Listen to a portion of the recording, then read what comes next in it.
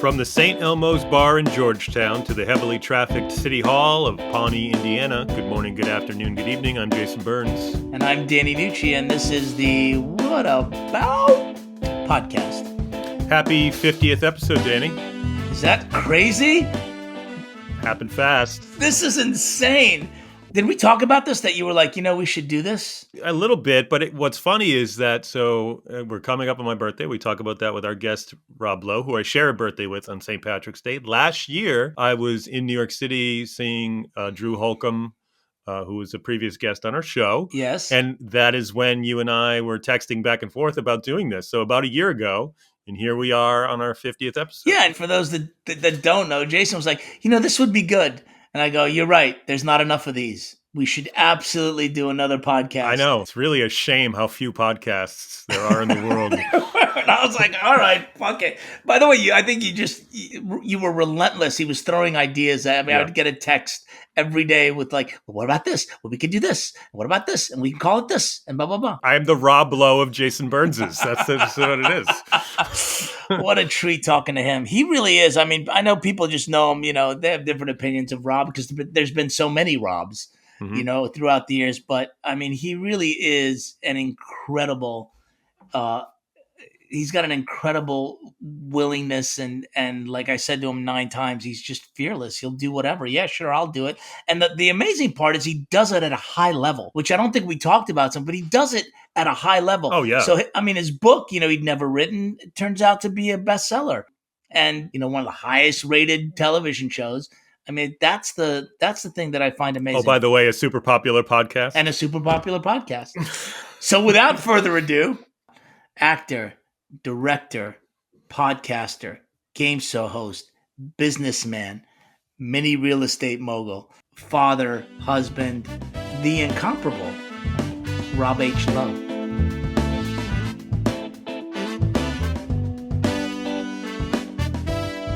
Rob Lowe, thank you for joining us, sir.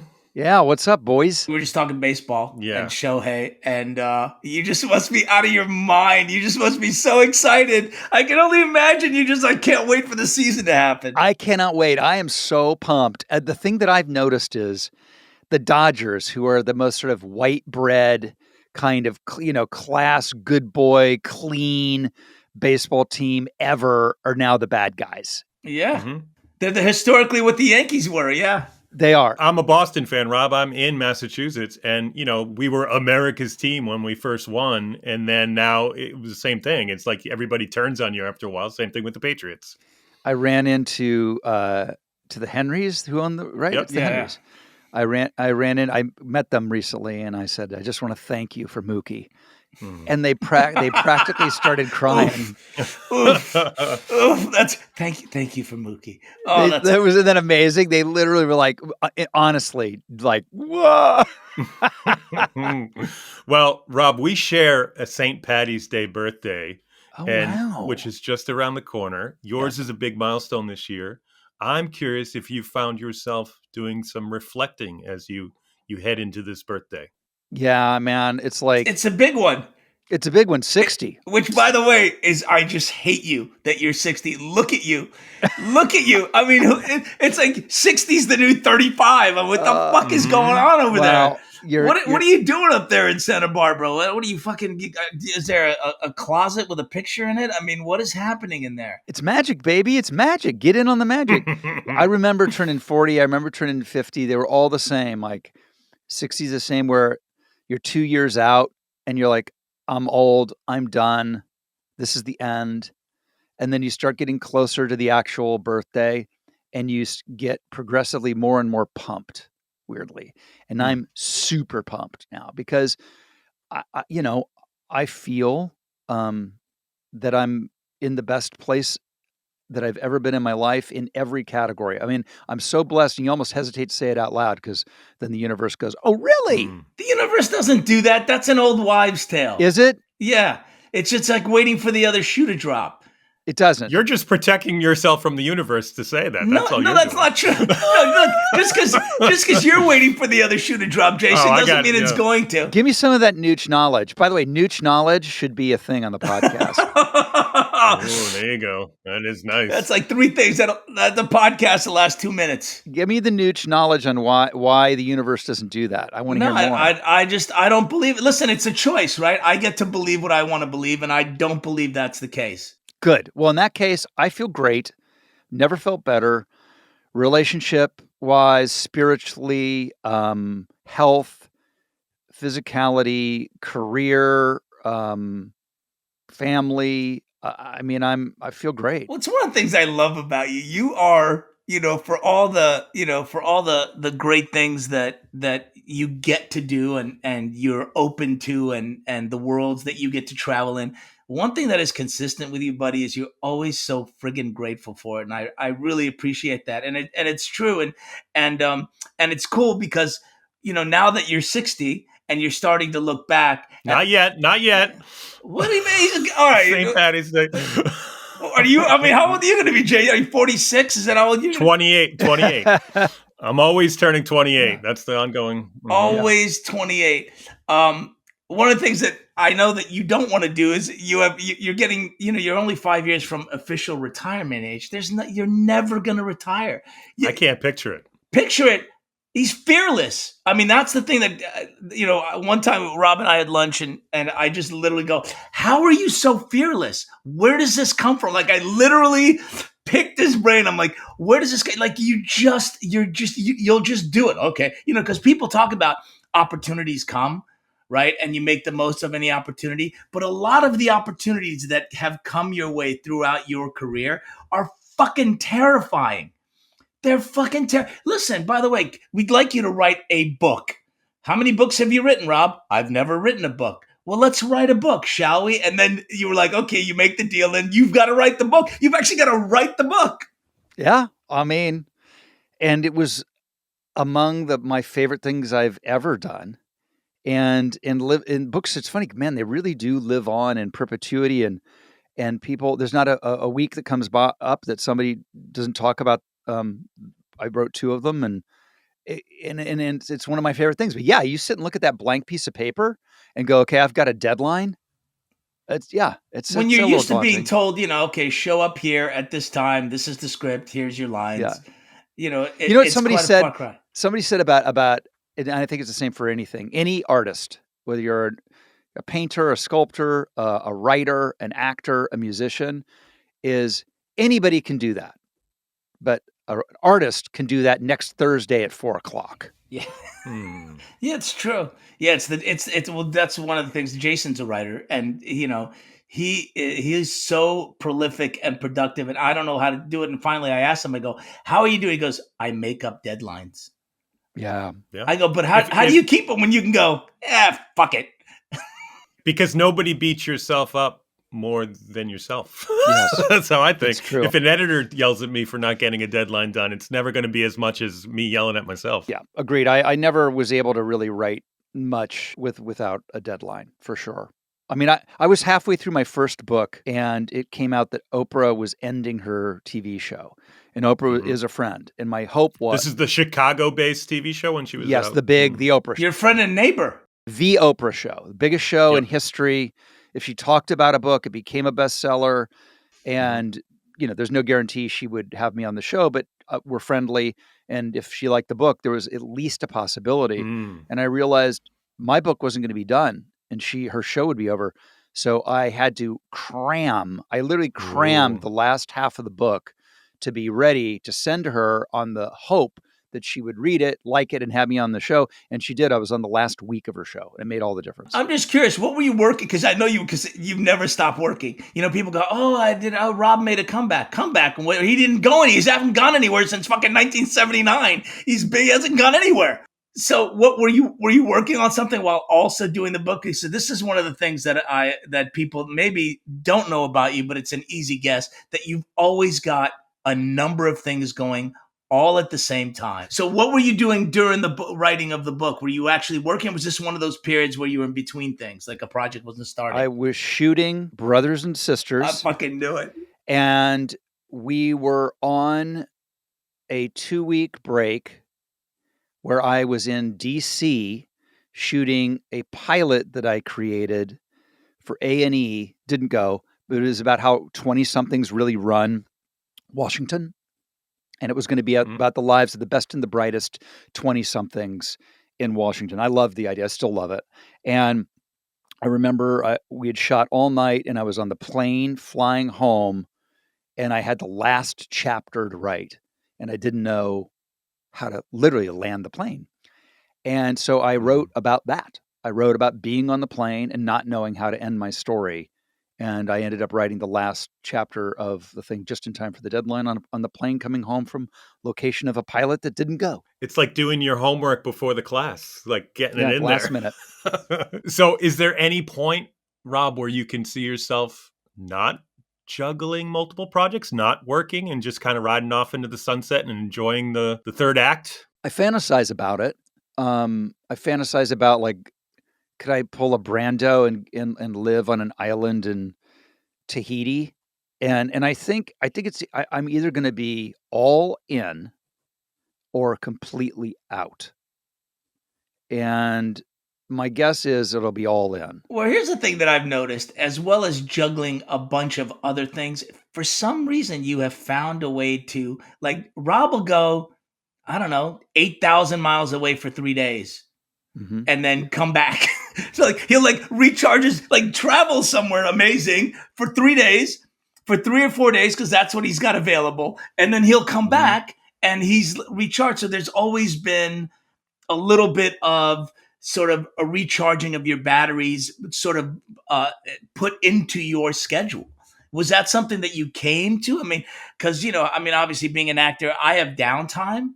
So I just use that as recharging, as natural downtime. But a lot of your career, you haven't had really natural downtime. Was that something that you developed? When did that sort of start becoming a part of consciously putting in your schedule? Where it stems from is, I think the reason that I've been able to write a book, or that I have great stories and that became a one-man show, is because I actively seek out memories. So if somebody says, hey, do you want to go to this crazy wedding in India? Bill Gates is going and Rihanna is playing and it's the richest man in Asia. We would fly in on a plane. We'd be there for 24 hours and we'd come back. I didn't do it. I had that invitation. I didn't. That's amazing. You didn't think that was coming, did you? You're like, well, that was when I didn't go. No, that was real. No, that's but, Rob Lowe world. Well, the reason I bring it up, it's in the headlines today. It's everywhere in the headlines about this crazy wedding. But I didn't go. But that is the kind of thing that I do go, because I go, I go, oh God, I'll be tired, and I don't know if I gotta ask the wife, and then the kids are gonna, and then the weather, but when you have great opportunities, you gotta grab them, baby. You gotta grab them. So do you have do you say yes and then have reservations and go, never. What did I just come on? No, you're never packing the bag going, why did I say yes? Oh yeah. Oh yes. Yes. Yeah, before you leave. Before, and I've never, and I tell this to Cheryl all the time, I've never regretted. Mrs. Lowe, I've never regretted going, these people we just met who seem very nice, but we don't really know them. They've invited us to go somewhere, and you go, I don't know them. What am I going to be sleeping in the same house? I'm so comfy. 1,000 different things. For where I sit, you go, and I've never regretted it, and you learn new things, and you have new opportunities, and all kinds of things stem from it. You are the anti-Larry David. It's everything that yes, is. I am. Yes, 100%. Most careers in this field in particular, Rob, start off with like a dream. Because you started so young, did you have a dream? And if so, can you look at it now, especially when we talked about sort of looking at your life with this upcoming birthday? Have you achieved it? Have you lived your dream? The first part of the question is, yeah, I had an epiphany, which the older I've gotten, and one of the things I'm like looking back at turning 60 is I realize, no, I am able from time to time to see things in the future and manifest them. It's not an accident. I'm 60 now. I have the history to go back and go. I was going to say, you have some experience at this point watching yourself do it. And you've had consciousness about it for a while. Yep. So I now know that I can do it. And the first time it ever happened to me, I was 8 years old, and I was in a local community theater in Dayton, Ohio. And it was a play with kids in it. The play was Oliver. And I had this epiphany that I wanted to do it, and that I was going. It was like literally like lights and whoa. It was like a bad like it was. It's more than like, oh, that looks cool. It was way deeper, visceral, resonating moment. And we walked out of the theater, and there was a sign up for kids summer acting camp. And I was like, I told my mom I want to do that, and she's like, sure, and signed me up. And but from the minute I remember my first day in it. Like, I was, like, dead serious. Everybody else was fucking around and kids having fun, not me. And so that, that was the first one. So, I was, blessed with ignorance. I had no idea what I was getting, like, what the odds were. I'm in Dayton, Ohio. What are the odds, right? But don't you think you've carried that forward? Like when somebody, because I mean, that's one of the things that you and I discussed, which I'm going to share here, is that, opportunities come your way because you're Rob Lowe. And so people present you, what about this? Would you like to do this? Would you like to go to do A Few Good Men in England on the West End? Yes. Would you like to go do theater and put your balls, on the chopping block? And you're like, yep, no problem. I mean, is part of it going, you know what? I think it'll be okay, or are you just walking through terror every single time? Because that I can only imagine. I mean, you hadn't done a lot of theater at the point where you're going to the West End to do, an Aaron Sorkin play who you had history with. Was that? I asked that because I put myself in that position, going, yeah, it sounds great, except now you got to do it. Yeah, I was worried about. I knew I could do the part. I felt like I had something to offer it because nobody like me had ever played that part. And it's Few Good Men. Yeah, Few Good Men. It's on stage, which started as a play, and I think four people have done it. I think Tom Hulse of Amadeus actually created the role of Caffey. I think Brad Whitford did it, and then Timothy Busfield. So they're character actors. So the only leading men. And I mean, I know you consider me. You look like a leading man, but you've done a lot of character roles. But go on. Yeah. So, but and it's a lot of dialogue. The part is as Aaron said, he goes, just so you know, the part is actually bigger than Hamlet. You're on stage more often. So I was concerned about memorizing it. That's one of the things of the last half of my career that I really look back and go, man, that was gnarly. Like when they put that thing down in front of me, that telephone book of a script, and like I have to memorize it cold. I hadn't had to do anything like that in ever, really, ever, right? Ever.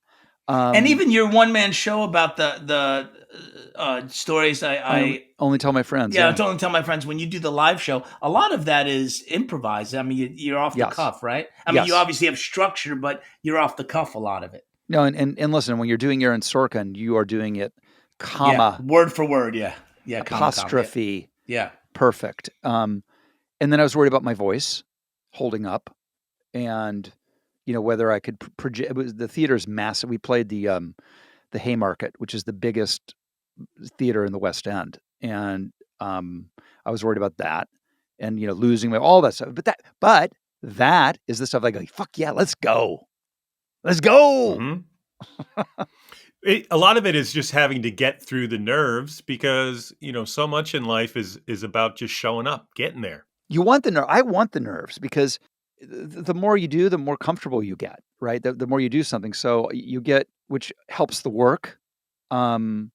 Because I think any actor, the battle is to get out of your own way at a certain point and to just be present and in the pocket and be honest.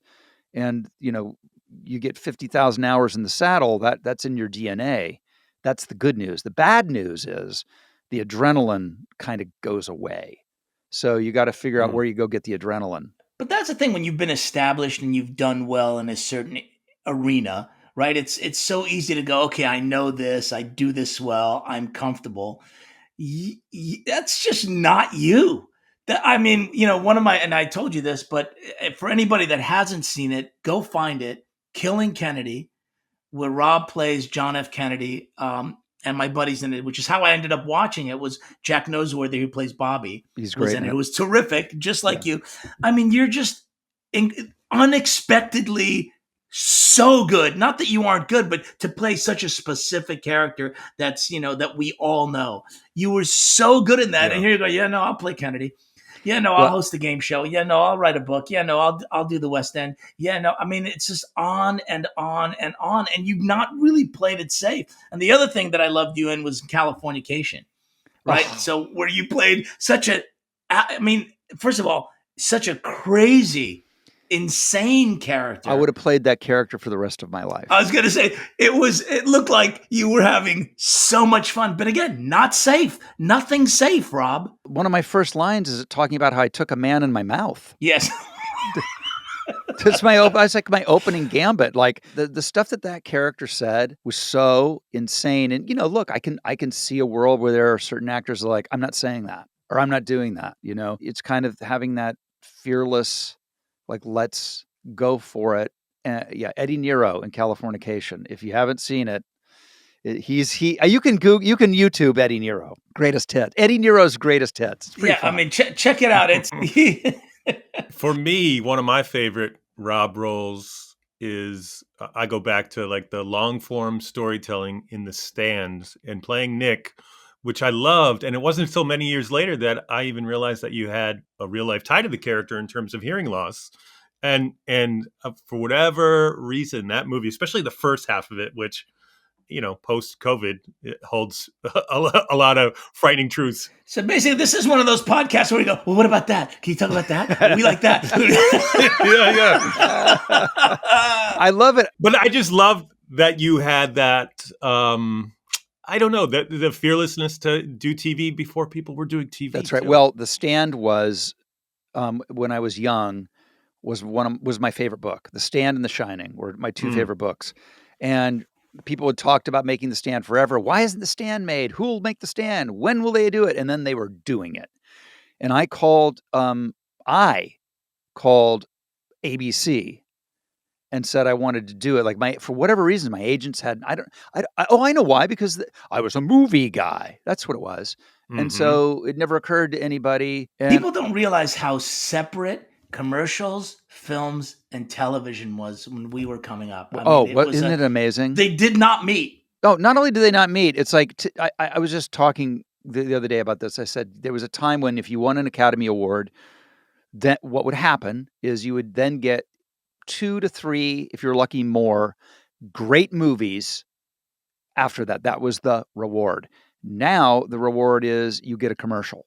I'm not kidding. I'm not kidding. Yeah. And I remember, Dan, you'll love this. I remember in the mid 80s, in the height of sort of doing all the movies. The Brat Pack stuff? Yeah, doing the Brat Pack stuff. I got an offer to do a Maxwell House commercial for $1 million, 1 day shooting. Career suicide. And I could basically write and direct it. Literally whatever I wanted to do. And I had this great idea about what I wanted to do. And at the last minute, I didn't do it because I was worried about what if Martin Scorsese was at the Chateau Marmont taking meetings and saw it on TV, and I didn't do it. The notion of that thinking is so over. That's like, oh, it's beyond over. But back then you could go to like Japan and do commercials, right? Which I did. I did do one, yes, for a car called the Cultus, and it was great.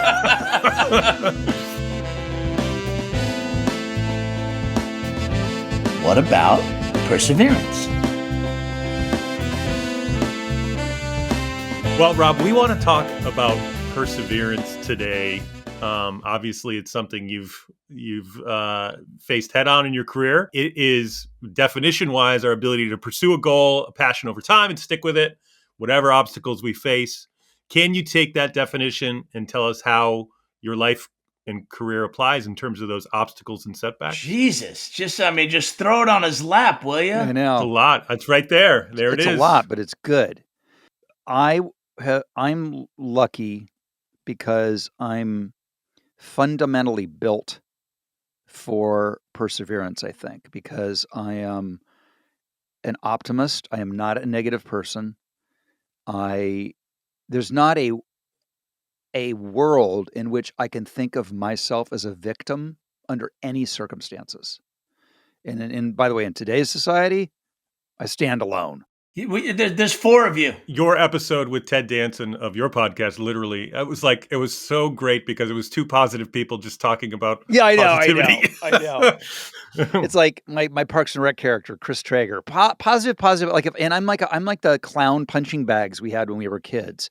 If you knock me down, I'm already on my way up.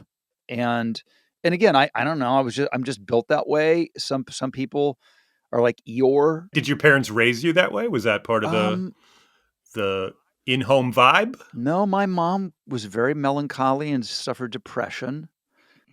So you went the opposite direction. Maybe that's what it was. Yeah, it was. I'm not going to be that. Yeah, you know what? That's probably it. And the other thing is the ability to change. I mean, I got sober. Change. Have you made changes in your life, Rob? Have you had things that changed you? I mean, it's like there are people that that don't have, that are so in such good places. I think that they don't ever have to go through that. Maybe, but I did. I had to self-evaluate, and I had to. I feel like every 10 years, there's something in my life. Sometimes it's really big and significant, like when I got sober, and other times it's something like right now where it's like you got to stop doing sugar. It's over. It's over for you, pal. But I have things I have to give up, and I have to get right with, and I have to pick a new road forward. And like we've talked about with doing the play or whatever, I'm willing to do the work. I may not succeed all the time, but I'm down to clown. Is work your sugar as well? Like you have to, like, it's part of the what makes you happy? What makes you... apparently, so you have a seasoned television actor. Seasoned, that means, lot of television, lot of films, and now at the point where he wants to just, kind of, he's got his hands in a lot of different pots. He's doing a lot of different things, hosting, writing, a lot, doing shows with his kids, like everything. He goes, yeah, no, I'll be the lead of a network show, even though I know what hours that is going to take, and I don't live in Los Angeles, and I'm going to have to come down to work every single time. The fuck, Rob. Dude, I'm lucky to have the opportunity. And now, Danny, as you know, because we hang a lot, I'd say 80% of my day, when I'm not shooting, I'm shooting, and that is what it is. And you devote everything to it. But what if I have a hiatus, if I have a break, if I'm off hours, 80% of what I'm working on now is in business. And it's where I'm trying to figure out how to leverage the good fortune and rare thing that I have of my relationships across finance, politics, sports, entertainment, government, all of those silos. Like where is the next move within that? And that's, I'm spending at least 80% of my time on that, not like writing a script or having I'm really kind of moving into that area because I feel like that's the next chapter for me, particularly as our business changes right now. What's been amazing about you, and this comes back to perseverance, is they've been trying to make you fashionable for your entire career. No, he's bell-bottom pants. We don't need bell-bottom pants anymore. No, he's a Nehru jacket. We don't need a Nehru jacket. And you've just come back going, no, I'm the perfect black suit. Now, it's never going anywhere. You can use it in different situations. Right. I mean, but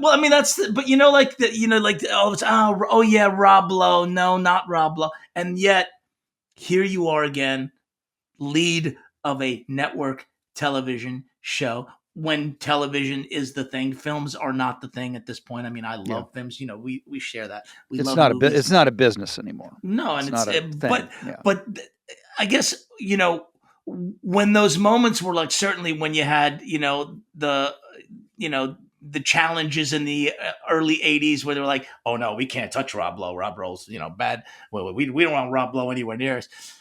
What allowed you to, because you just continued, you found you're like water. You found the crevices where you could go. What allowed that? If you had to really look at it, because I know you're self-reflective a lot. I'm going to let you talk in a minute. I promise. I know you're self-reflective a lot, but like, what do you think? Like, for people that are up against it, like, what do you think was like pushed you over, made you go a little bit further, made you keep going? In sort of my most down times, I'm in recovery. I'm very honest about that. Everybody knows it, and I'm happy to talk about it and share, because I think that it's important for people to share their stories, because it brings people together. And it coincided with the timing of everything, coincided with my earliest days in recovery, and I had great people around me. I mean, I've had times where I thought it was over, for sure, where I thought I'm going to be pushing a shopping cart down Santa Monica Boulevard. Really, where I thought this is in. It was great while it lasted. I've been found out, or whatever it is, and the parade is moving on. And I had. Do you remember Doug Feiger? Of course I Good buddy. do. Yeah. My good buddy Doug Feiger, who was the lead singer of the Knack and a great mentor to me, took me to lunch and really just, was like, look, you've been there, you're going to be there, and just persevere. And so it's not like I haven't had my doubts and I haven't needed others. I'm not entirely self-sufficient. We all need the right words at the right We just time. did mentors with Kenny Wayne Shepherd. Oh, wow. And, so we talked a lot about having somebody around giving you an attaboy when you most need it. Yep, for sure. Oh my God. And everybody needs it. I mean, everybody. And, it's funny. I think women do it for each other all the time. I mean, no one's harder on each other than women, but they're also really, it's sort of built into their nature to attaboy them in a way I think that men sometimes don't do as much as we should. And then when you do get it from a male peer, it's all the more powerful, I think. So, Rob, would you say that the ability to persevere has gotten easier as you've gotten older? Do you have less of those days where you say, "Oh, the jig is up. I've been found out"? Yeah, because okay, so I'm gonna jump in here because I can answer this question for him, which I probably shouldn't, but I'm going to. I don't see Rob going, "It's over. I've been found out." It's okay. I'm gonna have to shift over here. That's what I've seen. He just goes, you know what? Okay, if that's what it is, I will shift over here. Oh, that's over. I've seen him do it and I looked at him and I went, "You're insane. You're insane." Staying fluid. And he's like, no, that's fine. I can deal with it. If that happens, I'm gonna shift over here. I'm gonna do something differently. Yeah, being I don't know, being nimble in your adaptive. You're able to adapt it. Yeah. Adaptive. I mean, I remember doing a show that I loved so much. It's probably one of my favorite things I've ever done, called The Grinder. And it was Fred Savage. Yeah. With Fred Savage, and it's the funniest thing. It is, and I say that I acknowledge Wayne's World, I acknowledge Tommy Boy, Parks and Recreation. For me, The Grinder is the funniest thing I've ever been in, period. And it didn't work on Fox. We did 22 episodes, beloved by the critics, beloved by a cult, but it didn't catch on and it was canceled. And I thought, I can't do a better comedy. It's so disappointing on a network. I can't. And so I was like, well, I go back to that Ted Danson episode you did, Rob, is that you even pointed out that Cheers was almost canceled, but they gave it a shot and they let it breathe and it found its audience. And there's so many great shows that lost their way because people jumped the gun so quickly to move something else. Yeah, those days, there's no patience anymore. Well, it's the world of quarterly reports. It's like if you bomb the first quarter, you better make it up in the second. So the notion of holding a show to the third or fourth quarter is you can't do it anymore. It's not going to happen. So going back to perseverance, are there moments then where you thought about walking away? Not that it was over, yeah, Rob. but that you wanted to go and do something. Danny, tell him the story. Didn't you and I have a moment where I said I was good? What did I tell you I was going to do? He's looking at me, and in all seriousness, he goes, "Yeah, I think I'm just going to go into the political arena. I think entertainment is I've done that. I feel good about what I've done in the entertainment, but obviously that's that's over or not going to be in any form that I think is exciting to me anymore. So I think I'm just going to go into the political realm, and I think that's where I think I can really make an impact. And I'm looking at him like, you're fucking out of your mind, bro. You're Rob Lowe. You're out of your fucking mind. But that's why it's so genius, because you could connect to people in ways that the politicians of today cannot. Because it seems like no matter what side you're on, is like nobody's No. speaking to the people anymore. They're Yeah, speaking over to and them. no one's just being real with anybody. You know what I mean? Because I travel in so many different circles and different worldviews, different socioeconomics, different political views, and inevitably, if you get real and you start talking turkey with people, and you do. That's the cool thing. That's the other thing. I don't know that maybe people know. I don't know, but you're just. You're one of the people that I would call fearless, just because you're not afraid to get your hands dirty. You're not afraid to look silly. No, definitely. In fact, I love looking silly. See Eddie Nero here. You're not afraid to just, mix it up. My wife hates it when I look silly, and I'm like, honey, you don't understand. She wants you to look like cool leading man Rob Lowe guy all the time. I know, and I love to look silly. We just finished season 2 of Unstable, and it's the talk about looking. It's the silliest character that I play, and I love it so much. Nothing makes me happier than playing complete smart people who are really, really stupid, who have no idea how they're coming off, is my favorite thing ever. Well, have you encountered many in Hollywood? Yeah, where would I get that Rob? from? Have you? I mean, has that happened? Have I ever listened to an Oscar acceptance speech? Here's another amazing thing about the industry. We talked about how you couldn't do TV back in the day, but if you did do TV, you could only do that thing. And now, like Rob, you're doing so much. But like if you were doing 911 in the late 80s, they would have had you locked down. You couldn't also be doing That's Unstable. Right. And I certainly wouldn't be doing The Floor, right. Which has turned into a monster.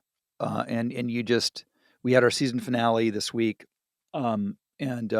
We're very close to announcing the future of The Floor, and I think we're going to have a big announcement coming up soon, hopefully. But you certainly wouldn't do all 3 of those, because one's a comedy, one's a drama, one's a game show, one's on streaming, one's on network, and not only could you physically not do it because of the way the industry was built, but perceptually, people wouldn't let you.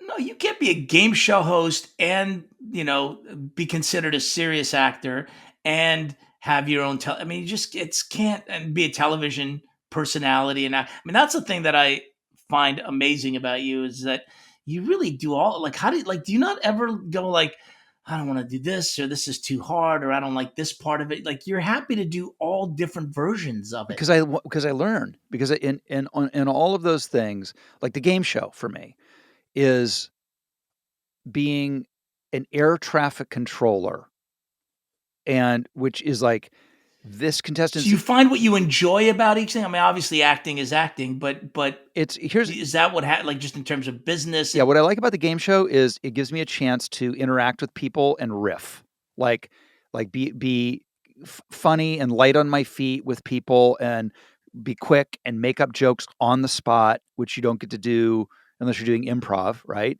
And then the blocking and tackling of making a game show is so radical. It's like, this person's $30,000 up, but they have 10 more seconds. And then if they get that, then Bill over here, who you remember from last week, missed 5. It's like all that stuff being fed into my ear. And like, while you're doing it live on the fly. So it's controlled chaos. You like controlled chaos. That's what it is. You like it. You like being in the center of controlled chaos. Yeah. Who was the risk taker or pioneer that did the game show first and made it okay for Rob Lowe to do a game show? Did Match Game. Mike Myers did I forget what one he did on ABC, but the real big one was Jamie Foxx, who is doing his 7th year of Beat Shazam. So it's, and then people who I love, Will Arnett is doing Lego Master. Sure. Elizabeth Banks. It's just a new thing. People love games, and it's certainly not like it used to be. All right, before we let you go, did you want to ask him something else? I had one more. I don't keep him all day, this fucking guy. It lined up with the politician side of things if you were to go into that world and have to persevere there.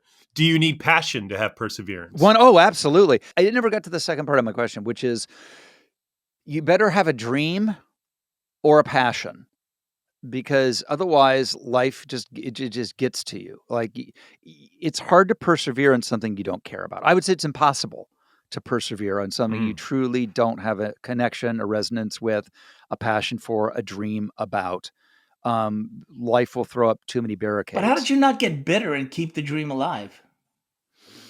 Because I'm fundamentally not a bitter person. I'm not. So it just was never occurred to you? But you're a realist, so how do those two things match? How do those two things work together? You know tomorrow's coming. The rain will eventually. I know tomorrow's coming, and I don't want anybody to have the last laugh on me. Do you know what I mean? So if I do get done wrong, done dirty, which I have, and happens to everybody, instead of like figuring out like living in that, and I'm going to do this to them, and I'm going to do that to them, and I'm going to retaliate with this, I just go, I don't want them to know that they had that power over me. Like you know what I mean? And so it's like it's a Jedi mind trick. So you're basically ultra competitive is what you're saying. Oh, bro. Dude, I am just talk sports with Rob. That's fun. You'll end up in fisticuffs. Like, can we still say fisticuffs? If you can. I think I'm an extremely generous actor on set, and I love nothing more than making anybody I work with shine, but I'm gonna big dog you for sure. I'm you know what I'm saying? Shit, you're just like, bring it. It's like exactly. There's a great story of Nick Cage and John Travolta when they were doing Face Off. And so at the first rehearsal, Nick Cage comes on and he's just good to go. And Travolta goes, "Oh, okay, that's what we're doing? Okay, fine. Let them we're going there? Okay, let's go there." Yeah, it's that thing. Yeah, it's that thing where you're just like, that's what we're doing. Yeah, really, really competitive. Yeah. So this is a listener question. Pronounced Kata. Kata B asks, "Hi, Rob. I'm a 16-year-old and I love The Outsiders. When I was in 8th grade, my teacher picked it as our class novel because of the book that really got her into reading. What do you think makes it so relatable across generations? And was there anything that you, a new actor in Hollywood, took away from the story or the experience? P.S. I love you so much." Oh, which I think was a fair reading of how she wanted to say that. Yes, I say to you, Kata, stay gold. There you go. First of all, it was written by a teenager. S.E. Hinton was a teenager when she wrote it, so I think you can't. That's just so baked into the story, and I think what teenagers go through is never changes. It's the path to adolescence is the same for whoever you are anywhere in the world. Who am I going to be? How can I be accepted? How can I be seen? How can I be heard? I'm lonely. I want to have friends. Who are my friends? That's what The Outsiders is about. It's a universal classic, and they could be greasers, they could be rappers, they could be Mormon missionaries. It wouldn't make any difference. The themes are you need to find your people and feel like you belong somewhere. That's right. And the fact that I'm 60 years old. I got a 16-year-old who's happy to see me. That to me, when you talk about a career, that's it. That's the golden moment right there. I'm 60. I'll tell you, this one is a bit of a cheat because she is the daughter of one of my editors in publishing, and this 16-year-old she's watched The Outsiders 500 times. She's in love with it. Amazing. Well, they teach, as she said, they teach the book now in most curriculums in the 7th or 8th grade, and just selfishly for me, it creates a new group of kids who don't have any exposure to The West Wing or Austin Powers or any of that stuff. And all of a sudden they're like, they know who I am and they like Soda Pop Curtis and they come into the big tent and we never knew. that it would end up like Well, this when we made thank that you, movie. bud. I mean, I so appreciate you coming on, and you still look like Soda Pop Curtis. Fuck you. On your No. on the eve of your 60th birthday, you don't look much different than Soda Pop Curtis. And somehow with headphones, and the hair, like it's just it all works. I don't know how you get the headphones on. The hair still looks so It's good. a fresh haircut. Thank you, Rob. Thanks, buddy. Thank you. It was great. Nooch, love you. Talk to you soon. Thanks, you guys.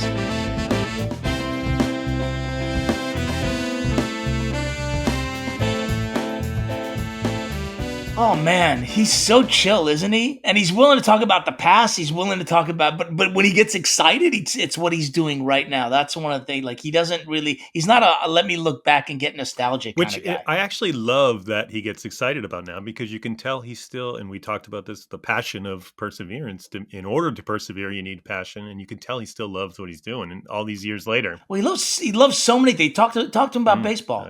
Like talk to him about the Dodgers, talk to him about the Rams. He's like he'll get right in there with you. And that's what I will say. I don't know Rob Lowe. I've only met him here on this show, but you can tell he's got a zest for life. He's got a zest. And you hear that term a lot, but it applies to him. Yeah, and my sense of it is, it served him so well that he's not fucking with it. Why would you? You know what I mean? Like he's like, I ain't fucking with that. Like, if this shit works, I'm gonna do it. If the screen door is opening and closing, you don't try to mess with the hinges. You just let it do its thing. You just let it do its thing, yeah. And boy, he's done its thing. He was great. He was great to talk to, and I appreciated taking the time, and I appreciate you guys listening. Thank you. Music by Denny Nucci. Produced and edited by the same two people you heard hosting this show because they have no friends.